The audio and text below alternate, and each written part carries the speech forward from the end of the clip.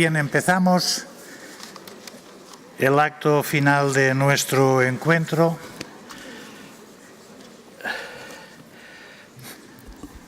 Lo que usted diga. Así.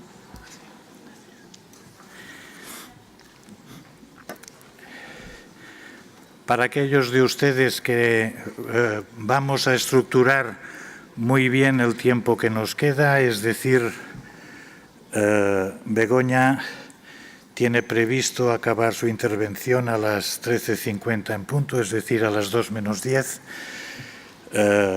Y luego, muy rápidamente, Bernard Gols y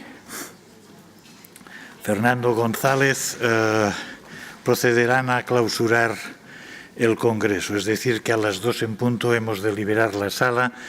Ocurre como con los coches de alquiler, si tardamos 5 minutos nos cobran un día más entero y no nos lo podemos permitir.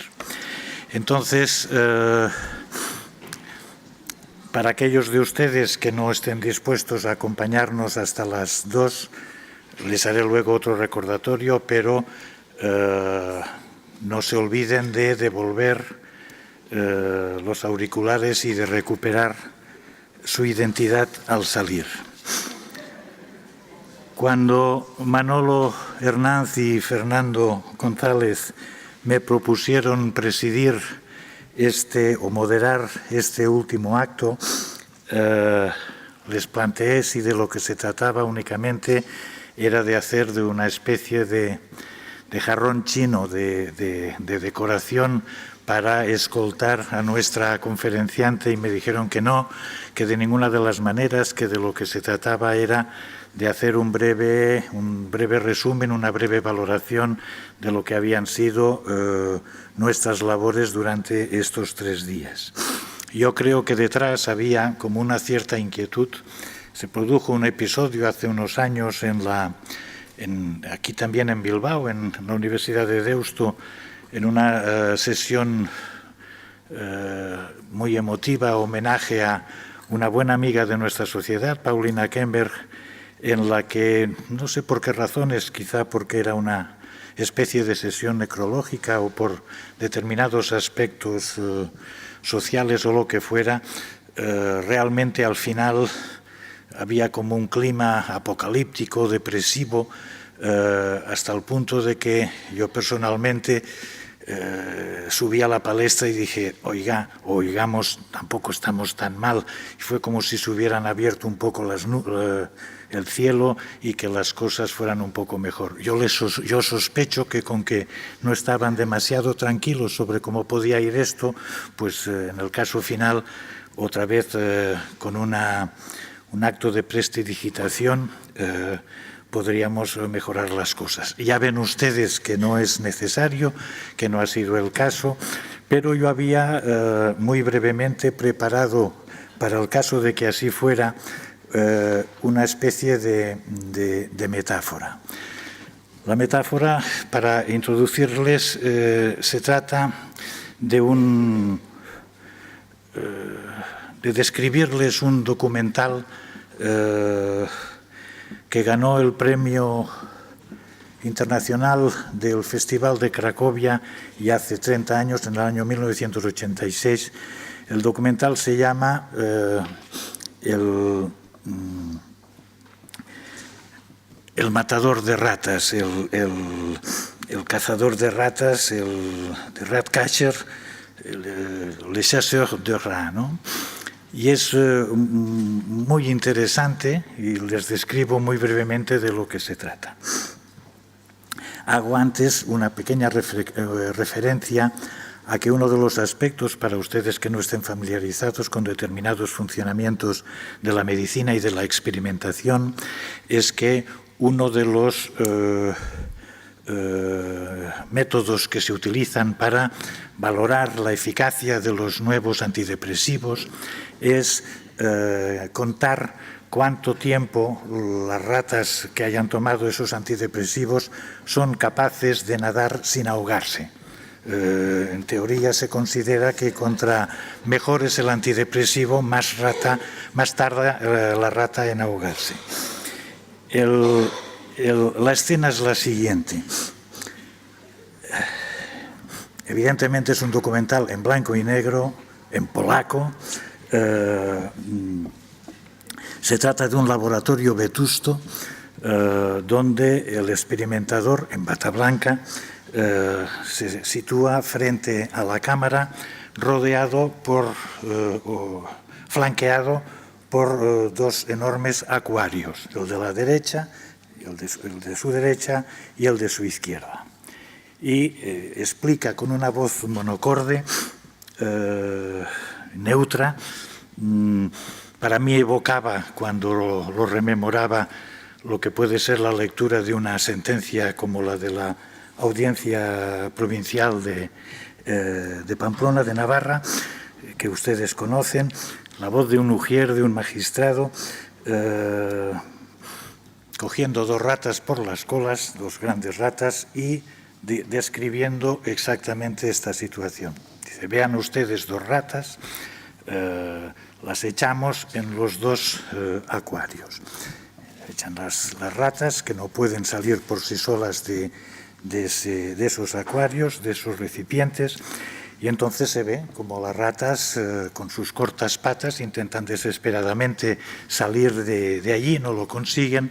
Poco a poco una se va ahogando, va metiendo la cabeza debajo del agua, sacando burbujas, hasta que al final la voz monocorde del experimentador dice la rata se ha ahogado. La otra, por contra, continúa haciendo sus pinitos natatorios, pero resulta que al cabo de 5 minutos, la rata que se ahoga al cabo de 15 minutos. La otra continúa haciendo sus pinitos, pero hay un secreto, y es que al cabo de 5 minutos de estar en el agua se le ha ofrecido una pequeña tablilla de la que la rata ha podido salir temporalmente del agua, ha podido recuperarse, y luego el experimentador cruelmente la vuelve a echar al agua. Pero esa rata continúa nadando y consigue, según el documental, sobrevivir durante 15 horas, 15 minutos contra 15 horas. Y si ustedes quieren, lo gracioso es que muy a menudo la rata tiene una querencia hacia el lugar del acuario donde había encontrado o donde se le había ofrecido aquella tablilla, aquella tabla de salvación provisional. Difícilmente los medicamentos antidepresivos consiguen pocos minutos más de los 15 minutos de la rata A ya ahogada, por oposición a las 15 horas de la rata B a través de la plantilla. Esto me ha hecho pensar en un artículo de hace pocas semanas en el British Medical Journal, donde Jean van Os, que es el catedrático de psiquiatría de la Universidad de Maastricht en los Países Bajos, en Holanda, dice que el futuro de la psiquiatría va a ser completamente diferente de lo que ha sido hasta ahora, que se va a tener que acabar la medicalización, la ya me entienden, la utilización a ultranza de fármacos, y que serán las técnicas de atención que proporcionen esperanza las que conseguirán de alguna manera sobrevivir y conseguir que las cosas funcionen mejor. Consultado Jorge Tizón, que es el que más sabe de estas cosas, dice que es uno de las personas que más metaanálisis, es decir, repaso de todas las estadísticas que permiten valorar los tratamientos. Sepibna. Comentarios de Bernard Goltz y de Alain Braconnier antes de ayer, comentando lo bien que se habían sentido acogidos y lo que parecía, la utilidad que les parecía que estos encuentros podían tener. Yo evocaba un comentario ya viejo de varios decenios de Roger Misés, donde etiquetaba a nuestra sociedad como una sociedad donde predominaba la convivialité. Ellos me decían, antes de ayer, que era algo más, que seguramente era una cuestión de amistad. Yo creo que es sobre todo una cuestión de afecto que hace que hayamos podido estar trabajando durante todos estos días. Una frase que yo apunté y que me emocionó fue la que Bernard Goltz evocaba de sus visitas a Hampstead, al último domicilio de Freud vivo, que era que nunca es demasiado tarde para tener una infancia feliz. Parece que nosotros intentamos de alguna manera en nuestros encuentros conseguir algo de ese estilo.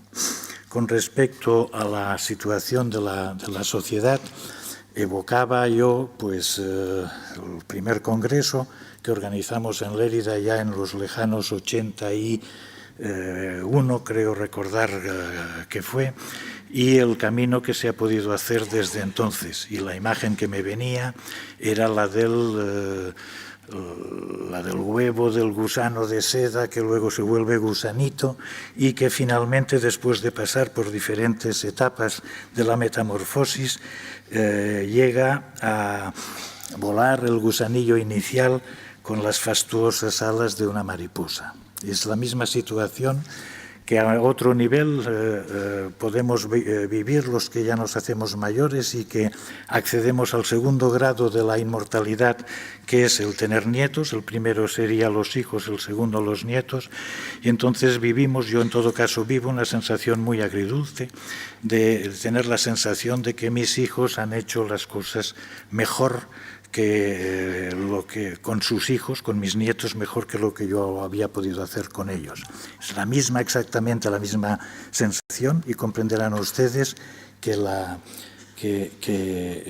mis ojos se humedezcan cuando establezco un paralelismo con lo que ocurre en esta sociedad. Es decir, que aquellos a los que pudimos acompañar y guiar en los primeros años ahora nos están superando, iba a decir en muchos, en todos los casos, y que eso pues, nos alegra por una parte, nos entristece por otra, o en todo caso a mí me entristece porque te reenvía a tu propia decrepitud. Maurice Corcos hablaba de su antecesor, Philippe Jamet. Hemos tenido durante todos estos años extraordinarios amigos, extraordinarios personajes. Yo recuerdo lo que me pareció en un congreso, creo que era en Santander, una frase suya que a mí me pareció el colmo de la elegancia, que era dirigiéndose a las traductoras simultáneas, pues el agradecerle su labor, y exactamente también lo querría yo hacer. Es una labor ímproba, poco valorada, y hasta donde yo he podido atender me ha parecido que su labor ha sido considerable, de la misma manera que los colaboradores desde un punto de vista técnico. Philippe Jamet también decía en su jubilación: l'avenir est devant nous, el futuro está entre nosotros. Le dejo a él la responsabilidad. Begoña Román, acabo ya. Hemos hecho un pacto. Nos presentamos no como una filósofa y su psiquiatra, sino como un psiquiatra y su filósofa. Y entonces yo le he propuesto que escogiera entre dos posibilidades de presentación.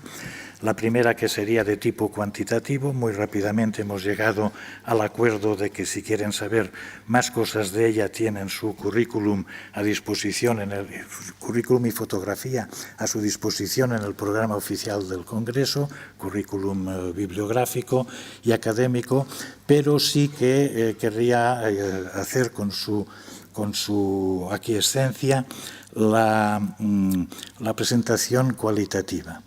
Begoña Román es, cuando en Cataluña, particularmente en Barcelona, una institución, un grupo, necesita que alguien les eche un capote en la reflexión sobre la ética, la filosofía de las situaciones en las que nos encontramos. El protagonista indiscutible es ella. Pues ahora nos va a hablar.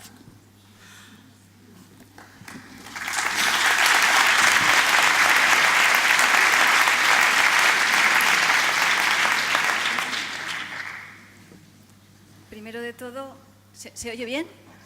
Primero de todo, dar las gracias a la organización por... Voy a intentar... ¿Me acerco más? ¿Se oye bien? ¿No? ¿No? ¿Más cerca? ¿Más cerca? ¿Aquí? ¿Aquí? ¿Mejor? Vale. Quería dar las gracias a la organización por pensar en mí para esta conferencia final, porque yo no vengo de vuestro ámbito, yo vengo del mundo de la filosofía y siempre me gusta empezar mis conferencias pidiendo disculpas por si alguien tiene malos recuerdos de la filosofía. No fue culpa de ella, seguramente no lo hicimos muy bien, no la explicamos en el momento adecuado, pero tal y como yo la concibo, que es filosofía aplicada y por tanto filosofía que se pone al lado de los profesionales a pensar juntos cuál es el problema, espero que las reflexiones en voz alta que voy a hacer aquí, porque eso es lo que hacemos los filósofos, nuestro dar que hacer tiene que ver con dar que pensar, y nuestro maestro fundador fue Sócrates, dio mucho que hacer, dio mucho que pensar y al final se lo cargaron. Espero que no sea esa mi pasado, y que les... Todavía más, ahora, vale. Bueno, decía que espero que me continúen invitando a la agora pública y acabar un poquito mejor que Sócrates, porque el final no fue muy bueno. Pero además es que seguimos hablando de él y eso que no escribió nada. Se dedicó a ir a la agora pública a preguntar y eso es lo que hacemos los filósofos, hacer las buenas preguntas. Bien, voy a dividir esta conferencia en tres partes. Me voy a centrar en estas cuestiones de aspectos éticos en la relación materno-infantil. Me voy a dedicar en una primera parte a que la crianza es una cuestión muy envuelta de moral y que en las sociedades contemporáneas del siglo XXI nos hace falta más ética que mera moral. Y esta será la primera parte, la distinción, porque no todo vale ni todo vale lo mismo, a pesar de que vivimos en sociedades moralmente plurales y multiculturales. En la segunda parte me voy a centrar en un filósofo alemán contemporáneo, vivo, que ha escrito un texto que se llama La lucha por el reconocimiento y se basa en psicólogos evolutivos y además en evidencias neurocientíficas de cuestiones que en concreto el psicoanálisis hace ya bastantes años que venía advirtiendo de la importancia de esta relación materno-infantil, pero sobre todo la lucha por el reconocimiento. Pero lo voy a hacer de la mano también de la filosofía y Axel Honneth, de la mano de Hegel, nos recuerda que hay otra lectura de la violencia en la historia. Recuerda que hay otra lectura, otra gramática de los conflictos morales. Y se puede entender que mucha violencia en el ser humano no es únicamente interpretable bajo la consigna hobbesiana de que el hombre es un lobo para el hombre, sino que se puede interpretar como un individuo que se pone violento porque está reivindicando, luchando porque le den lo que se le debe, que es el reconocimiento que en su día le faltó. Y creo que ahí hablar de las tres esferas del reconocimiento para ayudar, acompañar en una buena relación materno-infantil, creo que también puede ser ilustradora y de ayuda. Y por último, terminaré hablando pues, de quienes estamos aquí, que sois los profesionales y las organizaciones que acompañáis a las personas a esta relación materno-infantil. Y hablaré desde el punto de vista ético, pues, de algunos criterios que nos pueden ayudar a acompañar mejor, a forjar esa relación. Empiezo pues con el tema de la distinción entre ética y moral aplicada a la noción a la cuestión de la crianza. Me voy a acompañar ahora de Ortega y Gasset cuando él decía dos frases que a mí me ayudan mucho a lo que ahora quiero de él, que es enmarcar la conferencia. La famosa frase de Ortega, de todo el mundo conocida, yo soy yo y mis circunstancias, si no las salvo a ellas, no me salvo a mí. Las circunstancias no es algo externo, simplemente que me rodea, sino que me constituye. Y la frase menos conocida de él, pero para mí más interesante, las ideas se tienen, en las creencias se está. Ahora creo que me estoy acercando demasiado y se oye mal. ¿Se oye bien? ¿Sí? Vale. En las ideas se tienen y en las creencias se está. Y yo digo que las creencias estamos hasta el cuello.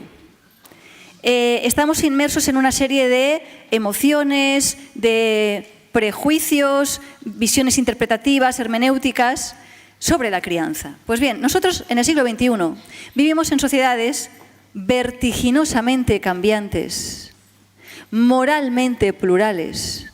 ¿Y qué es una buena crianza? Como no podría ser de otra manera, está sometida a la discusión sobre el bien de quién y quién lo dice. Y eso pareciera que nos aboca al relativismo de todo vale y todo vale lo mismo en cuestiones de crianza, porque se supone la buena voluntad, ¿no? Pero es que además la crianza en la sociedad del siglo XXI no únicamente está llena de evidencias, no únicamente las evidencias de las neurociencias o las evidencias de la psicología evolutiva, de cuán importantes son esas, no únicamente los 0-3 años, sino también toda la cuestión epigenética, toda la cuestión del propio embarazo, ¿no? No únicamente las evidencias sobre qué influye en que haya una buena relación materno-infantil, una buena crianza. Además, hay modas, hay muchas modas. En mi época estaba la discusión entre Estivill y González, el bésame mucho y duerme bien. Y eran dos consignas de crianza absolutamente distintas. Y había modas. Y también había arbitrariedades de según que te tocara, quien te tocara, pues te decía más un libro o no otro libro, ¿no? Recuerdo anecdóticamente que me encontré con el doctor Estivill, me acerqué y dijo, no sé si me iba usted a besar o a pegarme, porque me he encontrado de las dos reacciones, ¿no? Hay modas, pero también hay morales. Porque las mamás nos fijamos en eso que se llamaba el instinto maternal, nos fijamos en nuestras referencias, en cómo nos educaron a nosotros y, por supuesto, también en cuestiones culturales. En este país se hace así. Se pone a dormir a los niños así, se les da este alimento así, se les deja amamantar hasta tal edad, con lo cual pareciera que en el ámbito de la crianza hay que respetar las idiosincrasias personales, culturales, con lo cual acabamos en todo vale y todo vale lo mismo. O acabamos en las biopolíticas de los profesionales, la palabra es Foucaultiana, yo te voy a decir qué es lo que tienes que hacer con tu hijo porque aquí no basta la naturaleza, no basta con la buena voluntad ni con el cariño. Aquí hay que tener también conocimientos, evidencias y aquí el que sabe más soy yo. Y llegamos a profesionales que riñen a las mamás porque no hacen lo que deben hacer. Con lo cual las mamás prefieren no venir a veros si lo que vais a hacer es reñirnos y decirnos que lo estamos haciendo mal, ¿no? Pues aquí creo que os va a ayudar la distinción entre ética y moral. Voy a usar la interesante distinción que hizo el profesor de ética español Aranguren. La moral es vivida y la ética es pensada. La moral contesta la pregunta ¿qué debo hacer? Y la respuesta es una acción o una omisión. Y la ética o filosofía moral pregunta ¿por qué debe hacerlo? Y la respuesta es argumentos. Dame razones, justifícamelo. Nietzsche, aunque la frase la hizo famosa Viktor Frankl, dijo aquello de quien tiene un porqué soporta cualquier cómo. Bueno, pues en sociedades moralmente plurales, vertiginosamente cambiantes, que acaban influenciando en los hábitos y costumbres de cómo criamos y cómo acompañamos en la relación materno-infantil, creo que es importante distinguir la ética o filosofía moral de los hábitos y las costumbres. Y aquellos hábitos y costumbres morales que son, como no puede ser de otra manera, productos culturales relativos a los contextos históricos, hay morales basadas en prejuicios, hay morales y, por tanto, hábitos y costumbres que forjan, incentivan una manera de criar, una manera de relacionarse las mamás con los bebés y con los niños, que se puede demostrar que son perjudiciales. Y hoy lo sabemos también con evidencias y lo sabemos también con psicología evolutiva. De manera que no todo vale, ni todo vale igual. Hay unas maneras de hacer mejores para otras, con lo cual hay que aportar conocimientos, pero también es muy importante dar razones para que la mamá sepa cambiar qué tipo de hábitos y qué tipo de costumbres, aunque siempre se haya hecho así toda la vida. Y os voy a dar alguna serie de criterios, es decir, de valores fundamentales que nos pueden ayudar a que hay muchos hábitos y costumbres que son malos, aunque todo el mundo se comporte de esa manera. Y hay algunos que son buenos y se pueden respetar, Si a usted le parece bien, eso puede escogerlo. Y hay otros que son mejores, porque garantizan un crecimiento más saludable y una mejor relación. ¿Y cómo sabemos eso de que esto es malo, esto se puede respetar y esto no, pero si todo vale, no vale nada? Pues hay algunos criterios que nos pueden ayudar en el acompañamiento de una buena relación materno-infantil. Yo aquí solamente voy a nombrar 7. Y lo voy a poner una categoría, una palabra y luego una pregunta. La primera palabra es universalización, es decir, la pregunta de ¿y si todo el mundo hiciera lo mismo? A veces acompañando a una persona, esto no sé si está bien, usted pregunte ¿y si todo el mundo hiciera lo mismo? Y si la respuesta es yo no quiero que todo el mundo haga lo mismo, lo quiero hacer yo, pero no quiero que todo el mundo haga lo mismo, pues a lo mejor eso es reconsiderable. La segunda es la pregunta por la publicidad. ¿Y si esto se supiera? Es decir, si hubiera transparencia. Y aquí no hace falta más que apelar a la emoción roja o a la emoción blanca. No hace falta ser tampoco entender la ética como excesivamente intelectualoide. La emoción roja te dice, me sulfuraría, me pondría rojo o roja si me ven haciendo esto con el bebé, ¿no? O la blanca, la emoción blanca, no sé, pero experimentaría como una cierta desazón, como una cierta inquietud, si vieran cómo estoy haciendo cómo estoy relacionándome con el niño. La tercera es reciprocidad, tan sencillo como ¿y si te lo hicieran a ti? La cuarta es indubio, dicen los juristas, pro reo, en caso de duda, a favor del reo. Pues nosotros diríamos, en el ámbito de la crianza y de la relación materno-infantil, en caso de duda, a favor del frágil y del vulnerable. Y el más frágil y vulnerable es el bebé, y el tiempo del bebé no es siempre el tiempo de la mamá. La cuarta es el concepto más filosófico de trascendental. Trascendental quiere decir condición de posibilidad. Entre dos derechos en conflicto, el derecho de la mamá o de los papás a hacer como ellos quieran, conforme hayan creído y que es mejor para su hijo, y el derecho a una infancia saludable y lo más beneficiosa para él, en caso de dos derechos en conflicto, actuaremos por aquel que es la condición de posibilidad del otro. Con un ejemplo se entiende enseguida el concepto de trascendental. Cuando hablamos de una persona adulta, decimos que la autonomía de la persona adulta es trascendental respecto de la calidad de vida, porque es desde la autonomía que se valora la vida como calidad. Sin embargo, cuando han cambiado las edades y estamos en una persona menor, un niño que todavía no tiene capacidad de autonomía porque no ha tenido tiempo suficiente para desarrollarla, lo trascendental no es la autonomía. Lo trascendental es la vida biológica porque es la condición de posibilidad de que ésta luego desarrolle autonomía. En el adulto priorizaremos la autonomía porque esta es trascendental, en el niño priorizamos la biología, la vida, porque esta es ahora la trascendental para desarrollar autonomía. El criterio de trascendental. Criterio de sostenibilidad. Esto tiene que ver con cuando estamos acompañando a una familia, si vinieran más casos similares, sería sostenible ecológicamente, pero también sostenible económicamente a nivel de la cantidad de energías, de recursos personales que tenemos que destinar a este acompañamiento de esta familia. Y por último, porque es una ética humana, no es divina, no sabemos a ciencia cierta, como la ética no es la pregunta ¿qué es el bien, qué es el mal?, sino mucho más cercana a esa pregunta, ¿qué nivel de riesgo estamos dispuestos a asumir? Porque la sabemos con animales enigmáticos como somos los humanos. Pues entonces la pregunta sobre el bien es ¿qué nivel de riesgo estamos dispuestos a asumir? Y el riesgo tiene que ver con probabilidades de peligro, con lo cual aquí la recomendación es posterga la irrevocabilidad.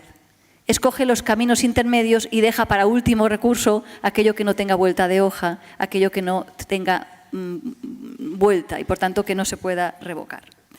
Por tanto, me parece que estamos delante de unas cuestiones de modas, cómo se cría, cómo se deja la relación materno-infantil al instinto o a las culturas, y nos estamos encontrando con que estamos a lo mejor queriendo respetar demasiado la idiosincrasia de la mamá o de los padres, pues permitiendo cosas que nos tienen que hacer pensar como sociedad y como profesionales al servicio de una calidad de esa relación infanto-juvenil tan importante, infanto-maternal tan importante.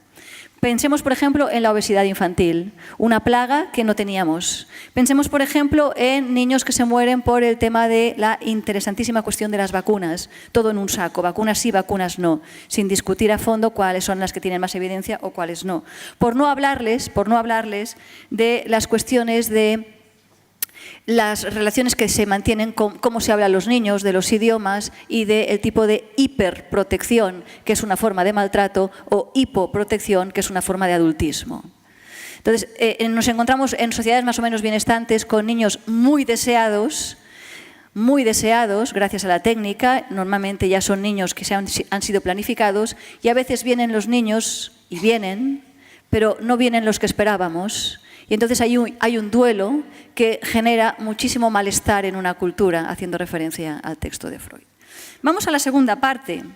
A veces, cuando hablamos de adolescentes con muchísima violencia, con muchísimo trastorno de conducta, pues vamos, y yo creo que en el ámbito de la psicoanálisis y de la psiquiatría y de la psicología en general, se ha entendido qué pasa allí, qué pasó en esa relación materno-infantil, qué pasó en esa infancia. Pues bien, les animo a leer el texto, el interesantísimo texto de Axel Honneth, su libro La lucha por el reconocimiento, una gramática moral para los conflictos, una nueva gramática para los conflictos morales, donde la tesis es: no creamos que la violencia es una semilla del mal inoculada bien por pecado original o por una sociedad que nos maltrata. No creamos hobbesianamente que por naturaleza somos malos y por tanto el hombre es un lobo para el hombre, sino que a lo mejor somos capaces de pensar que la persona desarrolla una violencia porque está reivindicando que se le reconozca como lo que es, como una persona con derechos, y por tanto se puede hacer una interpretación de los conflictos en la historia y por tanto de la violencia en la historia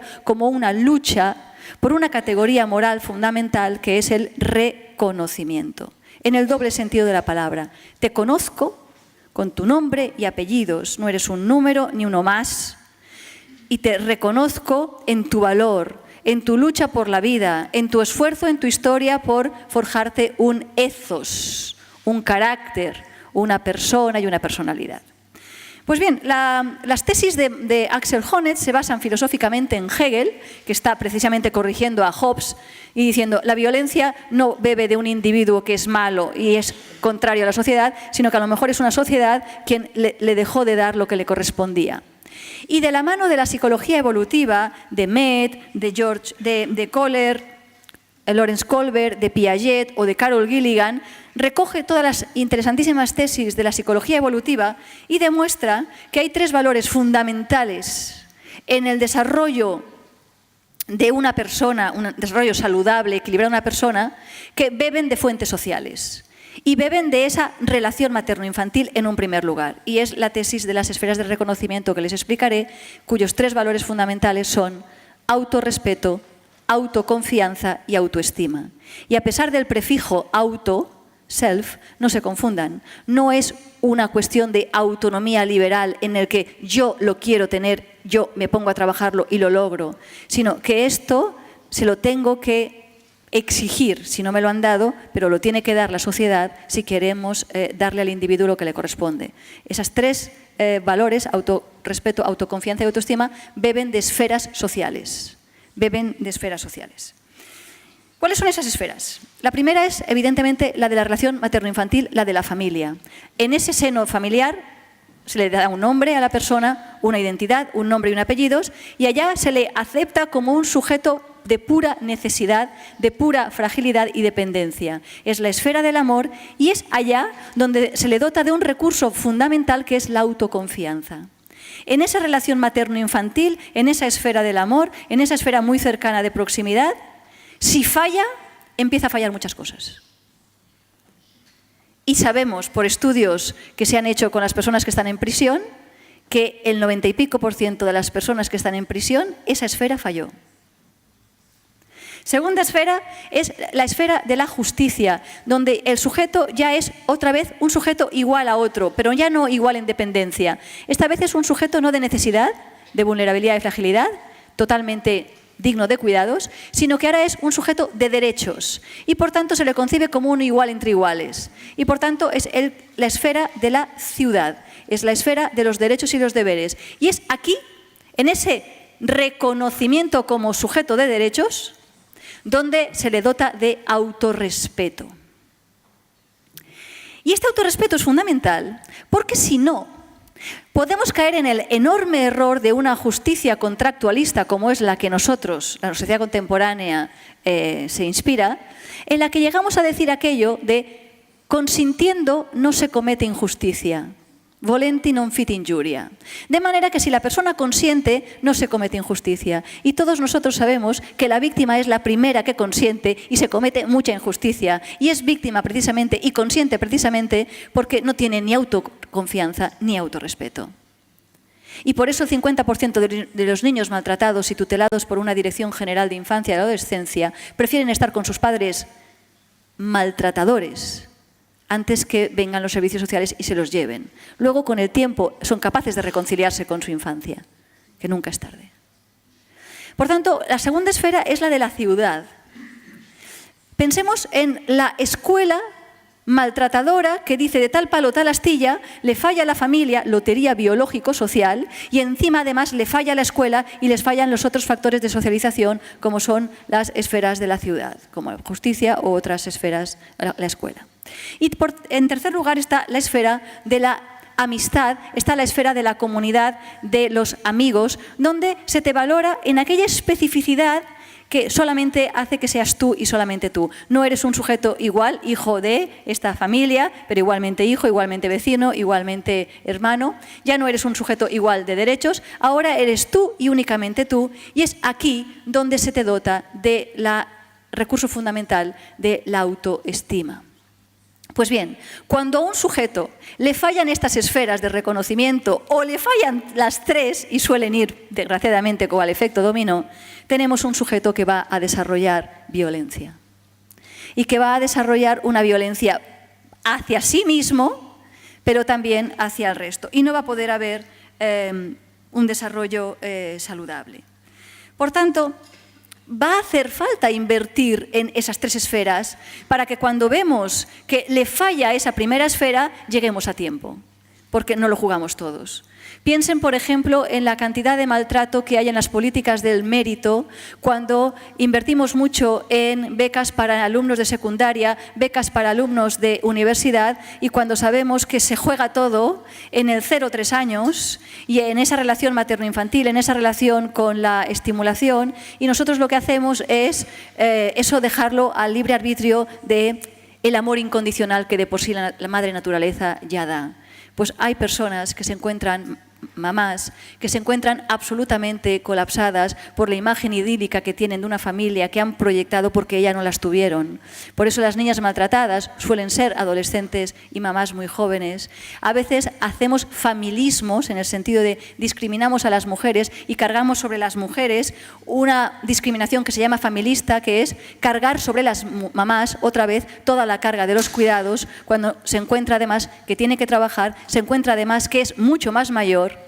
Y se encuentra además con que eso de la maternidad y los cuidados no es tan idílico como se lo habían vendido en las revistas de Tu Bebé, etcétera, etcétera. Y se encuentra absolutamente cansada y literalmente las volvemos locas. Literalmente porque luego tenemos una plaga de que de los 45 a los 60 están empastilladas y el proveedor es el médico de primaria, porque es una mamá que todavía está criando, porque acaba muy poquito de ser mamá, porque tuvo que postergar, porque no lo quiso, pero tuvo que postergar su maternidad y tiene que al mismo tiempo que criar los niños, ser una superwoman en el trabajo, ser una excelente esposa, amante, rendir además con sus padres enfermos de Alzheimer y no da para sí ni para nadie y acaba absolutamente colapsada. Eso tiene que ver con políticas de reconocimiento. Y encima le decimos que no es una buena madre porque no se está cuidando para que la mamá esté contenta y esté alegre para que el bebé también se transmita eso. Cuidado con esos acompañamientos porque también beben de fuentes sociales. Vamos a la última parte. ¿Qué hacemos los profesionales cuando nos encontramos con las mamás que nos encontramos en sociedades moralmente plurales, vertiginosamente cambiantes, con lo cual la mamá y la relación con su hijo, yo soy yo y mis circunstancias? Con lo cual no hay una relación materno-infantil, igual que no hay una mujer. Hay muchísimas. Y las mujeres sí que hemos, creo, deconstruido el género, Judith Butler, Nos hemos disputado con el género, pero no sé si lo hemos hecho suficientemente bien con todo lo que eso implicaba, entre ellas la relación materno-infantil. Y nos toca pensarlas y ayudarlas a pensar, porque precisamente ahora vengo del taller que hemos hecho antes magníficamente, está absolutamente colapsada y lo que necesita el profesional no es que le digan lo que tiene que hacer y volver a entrar en biopolítica, sino ayudarla a pensar cómo se reconcilia con su historia, cómo se reconcilia con sus circunstancias y todo eso justo a tiempo, porque el niño va creciendo y no tenemos todo el tiempo para hacer muchos planes a largo plazo. ¿Cómo podemos hacerlo los profesionales? Con esta ideología patriarcal que está de fondo y que es importante en los tiempos que nos tocan volver a subrayar, y no cayendo en biologicismos, pero tampoco no negarlos, porque sabemos que el amamantamiento natural es lo mejor para el niño y hay evidencias, también ser consciente de que madre puede hacerlo y que madre no puede hacerlo y no hacerlo sentir mal cuando no puede hacerlo. El caso importante aquí es todo acompañamiento por parte de los profesionales en esa relación, en ese vínculo, tiene que conseguir fundamentalmente 3 cosas. La primera, la relación con el profesional, sea quien sea, psicólogo, psiquiatra, enfermera, matrona, tiene que generar sosiego. Tiene que generar sosiego, tiene que estabilizar, tiene que ser de acogida, porque esa relación materno-infantil en una sociedad vertiginosamente cambiante suele ser de estrés, de miedo si lo estoy haciendo bien, si no lo estoy haciendo bien, por tanto generar sosiego. La segunda tiene que ir dirigida a crear capacidades que tiene que ver con conocimientos evidentemente científicos, de evidencias, pero también con conocimientos de su propia persona, de su propia infancia y con conocimientos del niño este en concreto y no el primero que ya creció y no es el mismo que el segundo viene con otras peculiaridades. Es una persona única y original y por tanto le creo capacidades que están en toda persona de poder dar ese amor incondicional a los niños, aunque llegó con unas condiciones que no eran las que esperábamos. Amor incondicional que se está poniendo complicado en unos embarazos demasiado planificados en que se espera exactamente a una persona y llega alguien que nunca es lo que se esperaba. Porque no es lo que era un enigma y por tanto estamos abiertos a pues eso que se llaman las sorpresas, pero también los sustos. Y por último, hay que generar sosiegos, hay que generar capacidades, pero también hay que generar vínculos. Y los vínculos también son patológicos. Lo son cuando no generan estabilidad y cuando no generan capacidades. Eso implica un tipo de profesionales. Un profesional que respeta la idiosincrasia cultural de la persona, la acompaña, no la empuja a esa relación, sino que va al lado, pero tiene clara que el objetivo es la interdependencia, la autonomía y, por tanto, el traspaso de una responsabilidad y de una delegación responsable. Creo que es importante, y acabo, que ese acompañamiento de los profesionales sea siempre que la mamá se reconcilie con su infancia, que el niño se encuentre, que los profesionales que están ayudándoles en esa relación materno-infantil es una relación no de desbancar autoridades ni de desprestigiar a nadie, sino simplemente una tarea en que eso de criar cada vez se ha tornado más complejo. Pero como sigo pensando en eso que se decía antes, de que nunca es demasiado tarde para tener una infancia feliz, decirles que la mayoría de las grandísimas metáforas poéticas están llenas de recuerdos de infancia.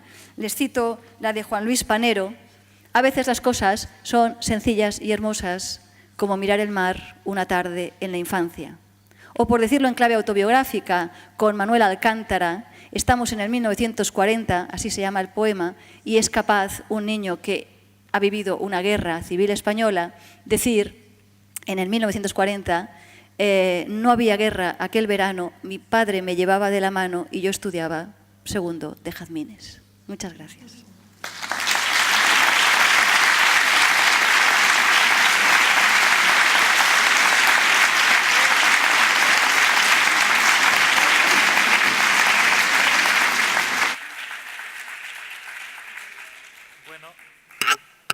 Bueno, ya ven ustedes que después de disfrutar de las aportaciones de la genética y de las neurociencias, ahora también podremos disfrutar de las de la filosofía. Tan solo antes de ceder la palabra a nuestros presidentes, es de hijos y discípulos bien nacidos el ser agradecidos. Hay 3 personas dos ausentes y uno presente, es a las que a mí me gustaría rendir homenaje en esta recta final. Una es Juan Manzano, la otra Fernando Cabaleiro y la otra Alberto Lassa. Son la Santísima Trinidad sin la que nunca habríamos podido llegar a hacer los logros modestos o importantes que hayamos podido tener. Muchas gracias por su atención. Recuperen su identidad devolviendo los aparatos de traducción simultánea.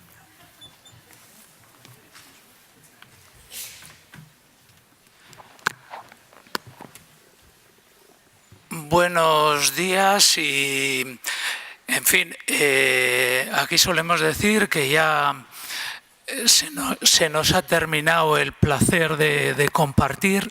Nos pasa en casi todos los congresos que se nos mezcla un poco el sentimiento de que nos llevamos muchas cosas, que nos llevamos muchas preguntas y sobre todo que nos llevamos muchos momentos muy cargados afectivamente. Yo lo he sentido, os lo comento, como responsable, como presidente de la sociedad de SEPIMNA, y no nos vamos a alargar mucho, solamente agradeceros porque creo que el esfuerzo de apoyo este año en que teníamos el placer y también la responsabilidad de compartir con AEPA, con la Sociedad Europea de Psicopatología del Niño y del Adolescente y con nuestros colegas europeos, este espacio un poco más diverso, un poco más complicado, más laberíntico como este palacio, pero también cargado de sorpresas, pues creo que he tenido la sensación de que las cosas han ido bien y nada, os agradezco a todos, de verdad, en nombre de nuestras dos sociedades, y paso a Bernard para que él clausure. No salgáis corriendo, por favor, porque después de Bernard tenemos al menos un minuto de otro placer de despedida compartido que os ofreceremos.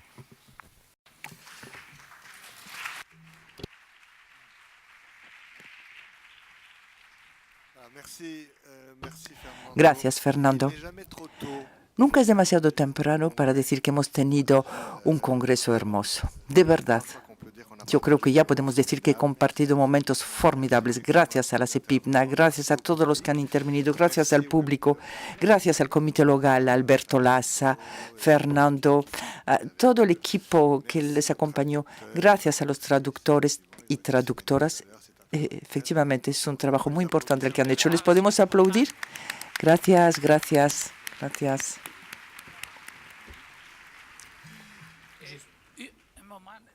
Me ha ayudado a recordar. Je veux aussi que nous applaudissions l'agence organisatrice locale. Nous avons ici sa représentante. Un moment, viens ici un moment, vraiment.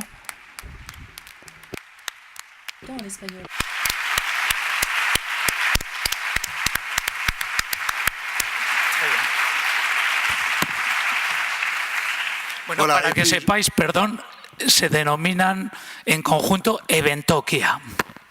Voilà, et puis je dirais simplement que hier au comité d'administration. Bien, diré simplemente que mañana el comité de administración de la Asociación Europea, la Asociación Europea no había soñado tal congreso. La Asociación Europea lo ha hecho. Muchas gracias. Ayer, en el Consejo de Administración, hemos decidido que el próximo congreso tendría lugar dentro de 4 años. Es la norma. El tema no está fijado. Por supuesto, el lugar será probablemente en Versalles, cerca de París. Pero todas las informaciones vendrán en su tiempo. 4 años es mucho, pero durante 4 años ocurren muchas cosas en todas las secciones nacionales y, por supuesto, tienen el sitio de la AEPA para consultar la evolución de todo lo que se hace en las distintas secciones nacionales, poder ver las reuniones que se van a organizar, las manifestaciones, y poco a poco avanzaremos juntos hacia este próximo congreso de 2022 en Versalles, cerca de París. Ya está. Gracias, gracias a todos. Muchas gracias. Bernard, avec moi. Avec toi quoi? Ici, nous attendons la fermeture.